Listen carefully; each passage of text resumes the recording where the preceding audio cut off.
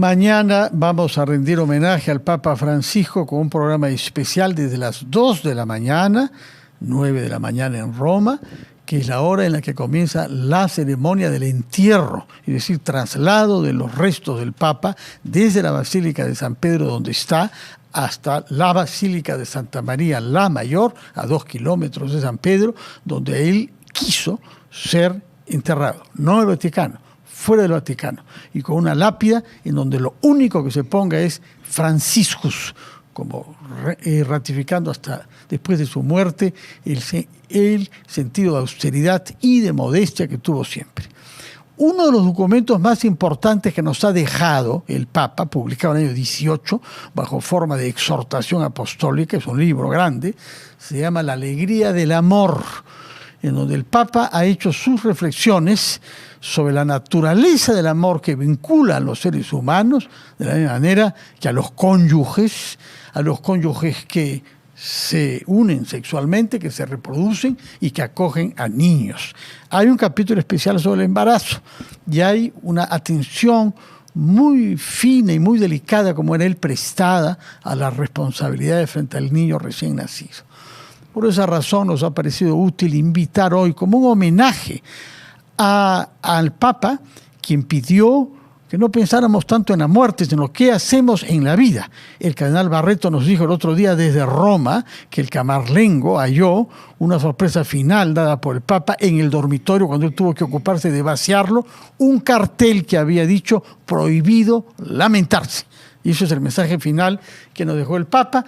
Y la mejor manera de no lamentarnos es pensar en la vida desde sus orígenes, es decir, desde el nacimiento.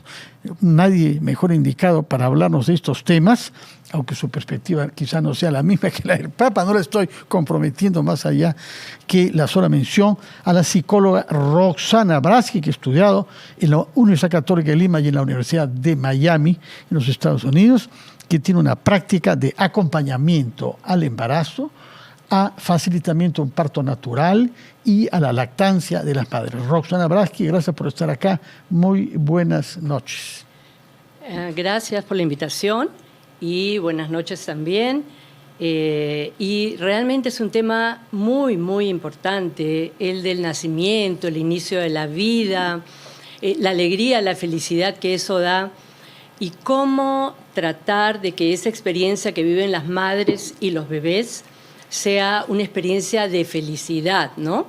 Porque en estos tiempos, por ejemplo, hemos perdido esa confianza a las mujeres en dar a luz de manera serena y en el amamantamiento, ¿no? Por toda la tecnología, las intervenciones. Y entonces lo que hacemos nosotros, los que trabajamos en este campo, es justamente empoderar a la mamá, darle la seguridad y que recupere pues toda esa confianza, esa sabiduría natural que el cuerpo humano tiene para parir. Discúlpame, ¿no? Que le diga que es exactamente lo mismo que el Papa decía el año 18. Ay, qué maravilla. En ese documento él dice, por supuesto que ahora podemos saber por la tecnología desde el vientre de la madre cómo va a ser el niño, qué color de pelo va a tener, qué color de ojos, qué características, qué enfermedades puede tener, etcétera. Pero el conocimiento de la verdadera identidad del niño, esa ninguna tecnología lo va a dar. Es la intuición de la madre. Es muy bello el texto del Papa sobre el amor, ¿eh? Qué interesante.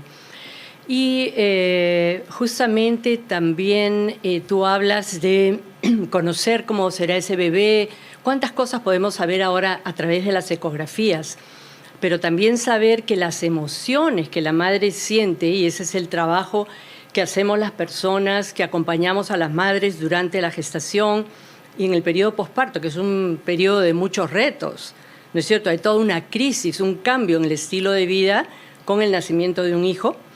Entonces, es ver las emociones y cómo estas impactan el desarrollo incluso neurológico en un ser humano en formación y obviamente el tema más importante es cómo ese vínculo madre-bebé se puede ver fortalecido inmediatamente después del nacimiento mediante la lactancia materna, ¿no? El bebé que se sienta acogido, sostenido, amado. Ahora, hay casos en que no es posible médicamente y que hay razones médicas que no hacen recomendable que la madre dé lactar directa y naturalmente, ¿no? Muy raras, ¿eh?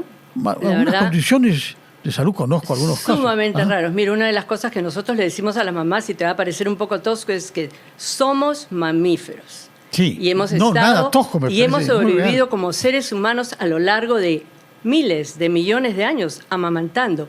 Un tema muy importante que lo podríamos ver en otra oportunidad, por ejemplo, es amamantamiento en tiempos de crisis.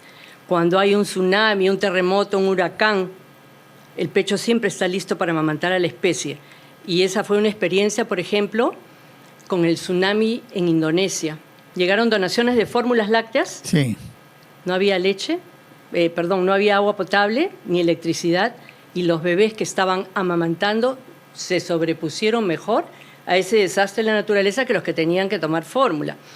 Y a tu punto de que hay casos complicados, no, en realidad una mujer que tenga un cáncer de mama avanzado o que sea HIV positivo, todas las demás estamos capacitadas para dar de lactar. ¿Pero de qué depende?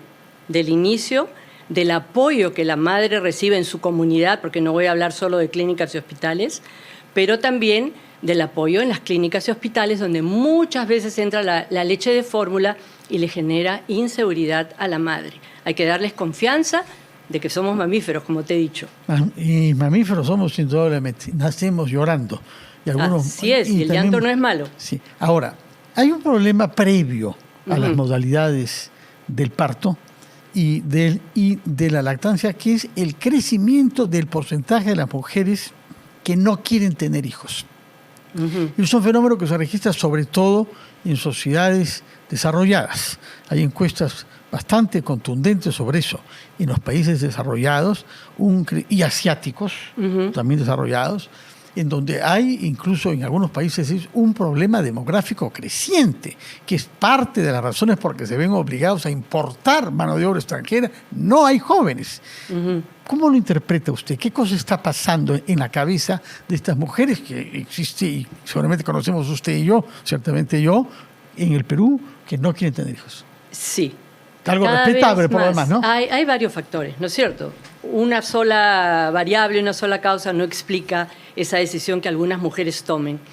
Yo diría que es a veces el estudio, ¿no? El que hoy en día hay mucho más, se le da mucho más valor a la que es la época de nuestros padres o nuestros abuelos, que la mujer se quedaba en la crianza, en casa generalmente, ¿no?